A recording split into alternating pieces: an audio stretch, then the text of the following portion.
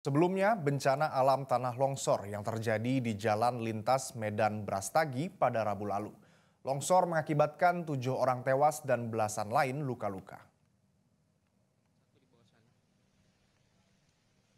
2 hari pasca bencana alam tanah longsor, tim SAR gabungan bersama warga berjibaku mengevakuasi korban yang terjebak di dalam bus yang tertimbun material lumpur.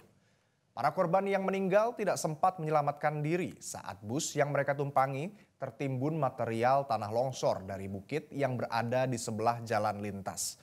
Sementara itu, 16 korban luka-luka saat ini tengah menjalani perawatan di Rumah Sakit Umum Pusat Haji Adam Malik, Medan. Kami terima dan kami validasi dengan Rumah Sakit Adam Malik Medan bahwasanya data yang saat ini masuk sampai ditemukannya korban tadi ada 7 orang meninggal dunia.